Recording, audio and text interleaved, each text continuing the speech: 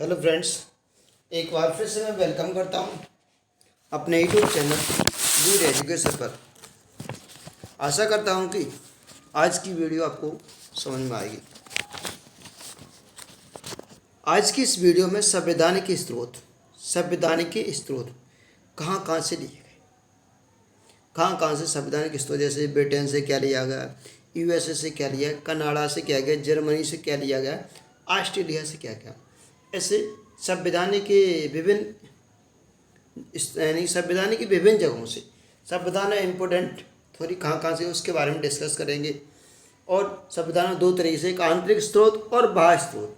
आंतरिक स्रोत की यदि बात करूँ तो ब्रिटिश गवर्नमेंट के अकॉर्डिंग भारत में जो भी कानून चला था उसके अकॉर्डिंग, और जो बाह्य स्रोत का मतलब हुआ कि ब्रिटेन वगैरह, यूएसए, कनाडा से क्या क्या लिया गया है हमारे संविधान में, उसके बारे में डिस्कस करते हैं। तो आशा करता हूँ वीडियो आपको अच्छा लगेगा। इस वीडियो में मैंने क्या किया है कि एक तरफ स्रोत रख लिए सभी, ब्रिटेन है, यूएसए, कनाडा, आयरलैंड, दक्षिण अफ्रीका, ऑस्ट्रेलिया, जर्मनी और जापान, और दूसरी साइड उसके इम्पोर्टेंट पॉइंट्स उसको लिए।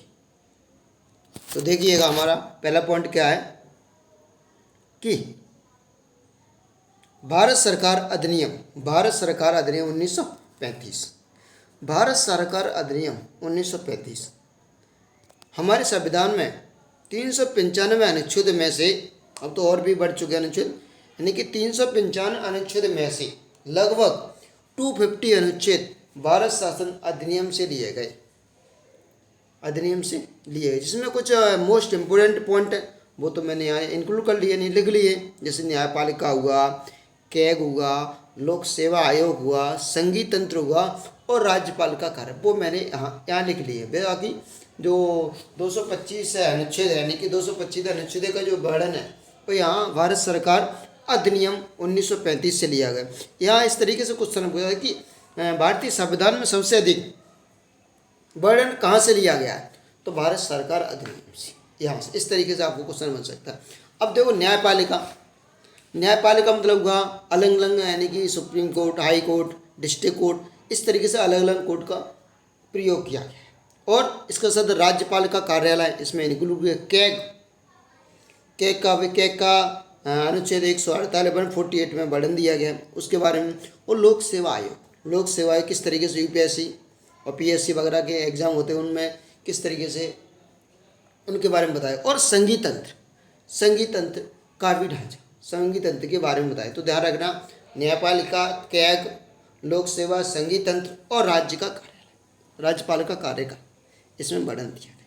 आगे देखो, फिर देते ब्रिटेन से क्या लिया गया, यानी संसदीय शासन व्यवस्था, यानी कि संसद की, ब्रिटेन पता है कि ब्रिटिश गवर्नमेंट हमारे भारत में पहले से थी, तो जो पहले से उन्होंने भारत में जो रूल अपनाए थे उसी रूल के अकॉर्डिंग हमने आगे प्रोसेस किया। भारतीय संविधान में किस तरीके से व्यवस्था रही उनके बारे में, और भारतीय संविधान में किस तरीके से विशेष अधिकार इनके बारे में, विधि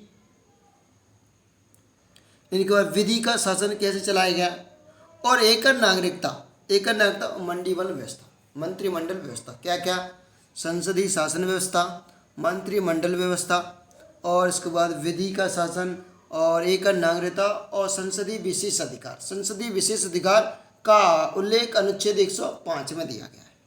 ठीक है, इसके बाद देखते हैं यूएसए ने क्या लिया, संयुक्त राज्य अमेरिका, मूल अधिकार, न्यायिक पुनरावलोकन, संविधान की सर्वोच्चता और उपराष्ट्रपति का पद, और निर्वाचन, राष्ट्रपति और महाभियोग, इतने सभी, यानी मूल अधिकार, पुनरावलोकन, संविधान की सर्वोच्चता, उपराष्ट्रपति का पद, महाभियोग और निर्वाचित राष्ट्रपति। अब मूल अधिकार की यदि बात करूं तो संविधान के भाग 3 अनुच्छेद 12 से 35 तक मूल अधिकार का वर्णन है। वर्तमान यदि बात करूं तो 6 मौलिक अधिकार प्राप्त हैं। कितने अधिकार प्राप्त? 6 मौलिक अधिकार प्राप्त हैं। अब इसके बाद करते हैं संविधान की सर्वोच्चता। संविधान की सर्वोच्चता मीन्स यानी कि संविधान की सर्वोच्चता का मतलब हुआ सर्वोच्च स्थान। संविधान में सर्वोच्च स्थान किसका है? जनता का। अर्थात जनता के द्वारा ही शासन बनाया जाता है, उसको किससे अकॉर्डिंग चलाया जाता है, यानी कि जनता के मध्य जनता के द्वारा वोट सिस्टम प्रणाली होती है। तो संविधान का सर्वोच्चता किसका श्रेय, किसको श्रेय जाता है? जनता को जाता है।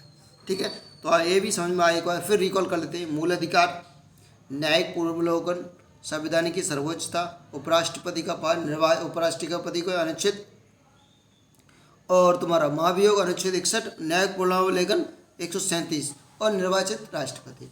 ये 5 वर्ड है। इसका साथ ही कनाडा। कनाडा देखो, कनाडा में संघात्मक व्यवस्था और शक्तियों का विभाजन। संघात्मक व्यवस्था और शक्तियों का विभाजन। तो संघात्मक व्यवस्था में किस तरीके से संघात्मक व्यवस्था राज्य और केंद्र में, राज्य और केंद्र में किस तरीके से संघात्मक व्यवस्था उसके, और संघीयों का विभाजन। संघीयों का विभाजन का मतलब होगा कि कुछ ऐसी शक्तियां होंगी जो राज्य के पास निहित नहीं होगी, ओनली किसके पास निहित होगी? केंद्र के पास। संघात्मक व्यवस्था राज्य और केंद्र दोनों होंगे, लेकिन कुछ ऐसी शक्तियां होंगी जो केंद्र के पास होगी, राज्य के पास इनका कोई अधिकार नहीं होगा। तो ध्यान रखना, कनाडा से क्या लिया गया? संघात्मक शासन व्यवस्था और शक्तियों का विभाजन हमारे कनाडा से लिया गया। अब इसके बाद करते हैं क्या? आयरलैंड। आयरलैंड राज्य के नीति निर्देशक तत्व, राज्य के नीति निर्देशक तत्व। यहाँ से हमेशा क्वेश्चन बनता है कि राज्य के नीति निर्देशक तत्व कहाँ से लिए गए। यहाँ से हमेशा क्वेश्चन बनता है कि राज्य के नीति निर्देशक तत्व कहाँ से लिए गए। दूसरा पॉइंट और है, राष्ट्रपति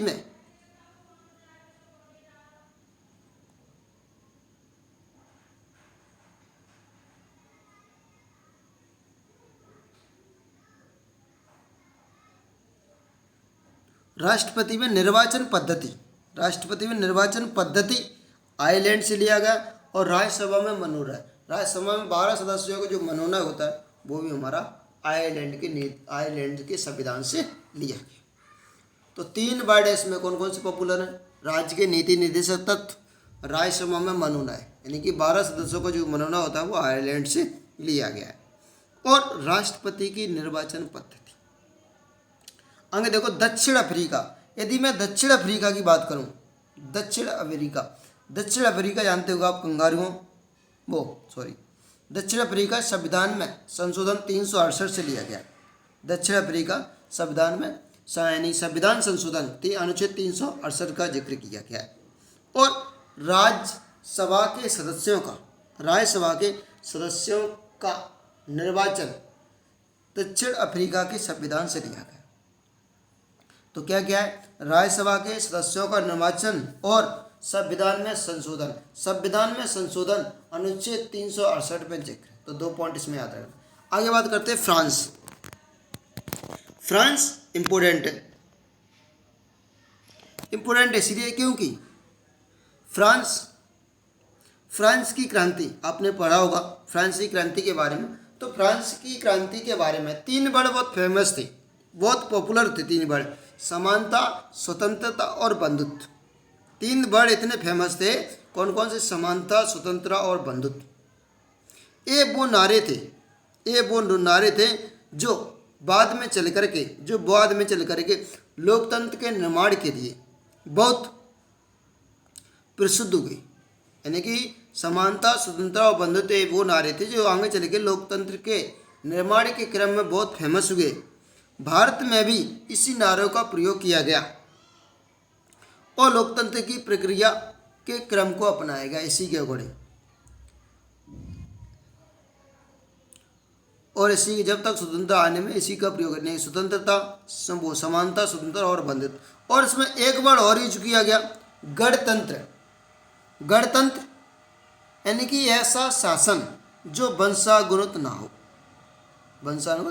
तो ध्यान रखना कौन कौन से वर्ड? 4 है, समानता, स्वतंत्रता और बंधुत्व। और एक पॉइंट और है, गणतंत्र। तीनों कहाँ से लिए गए? तुम्हारे फ्रांस से लिए गए। ठीक है, अब आगे देखो ऑस्ट्रेलिया कंगारुओं का देश। समवर्ती सूची, संयुक्त अधिवेशन, व्यापार, वाणिज्य और समागम की स्वतंत्रता, समागम की स्वतंत्रता।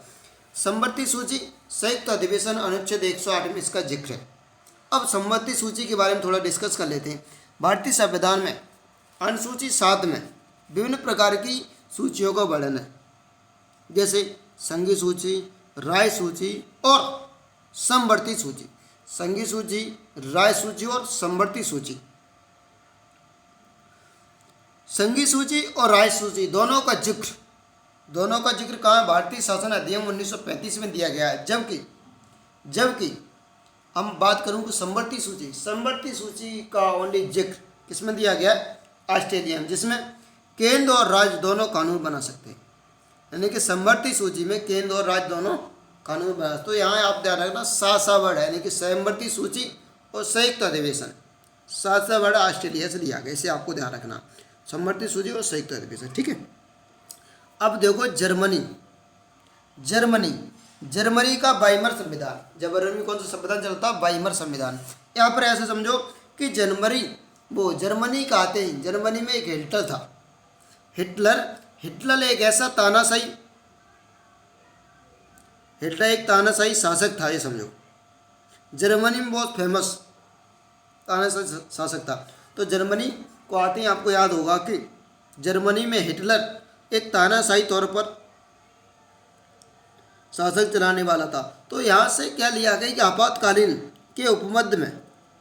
आपातवाणी के उपलब्ध में जर्मनी से लिया गया है। इस संविधान में आपातकाल के दौरान जो अधिकार भारतीयों को प्राप्त थे, जो अधिकार भारतीयों को मौलिक आधार मिलते थे, वो दोनों मौलिक आधार क्या हो गए? समाप्त हो गए। तो ध्यान रखना है, जर्मनी से हिटलर, और हिटलर एक तानाशाही था तो आपातकाल के समक्ष मूल अधिकार का हनन। ठीक है, ध्यान रखना। और रूस से लिए गए मौलिक कर्तव्य। रूस से क्या लिया है? मौलिक कर्तव्य, इसे ध्यान रखना। मूल कर्तव्य। और तो 42 संशोधन 1976 में मूल कर्तव्यों को लिया गया कहाँ से? रूस से। और जापान के बारे में संविधान की बात करूँ तो विधि द्वारा शासन स्थापित करना। विधि द्वारा स्थापित की प्रक्रिया कहाँ से ली गई? जापान से लिया। मैंने इसमें पॉइंट लिखा नहीं, लेकिन आप ध्यान रखना कि जापान का संविधान है जो विधि का स्थापित करने का संविधान है, यानी कि विधि द्वारा स्थापित करना जापान के संविधान में लिखा। अब इस तरीके से मैंने संविधान के स्रोत और उनकी क्या क्या विशेषताएं सारी मैंने इंक्लूड किया। आशा करता हूँ आपको समझ में आ गया होगा। इस तरह की वीडियो को शेयर करें, सब्सक्राइब करें और लाइक करें और कमेंट करें। इस तरह और आगे भी वीडियो आप तक पहुंचती रहेगी, जिससे आपको हेल्पफुल होगा। कोई भी वनडे एग्ज़ाम हो, कोई भी स्टेट लेवल का कोई बड़ा एग्ज़ाम हो, तो वहाँ से कोई ना कोई क्वेश्चन आपका हमेशा बनता रहेगा। तो इस तरीके से आपको हर एग्ज़ाम के लिए यहाँ से आपको कुछ ना कुछ क्वेश्चन मिल सकते हैं और आपके लिए हेल्पफुल होगा। जय हिंद, जय भारत। सभी को मेरा नमस्कार। Bye bye, have a nice day. मिलते हैं अगले वीडियो में।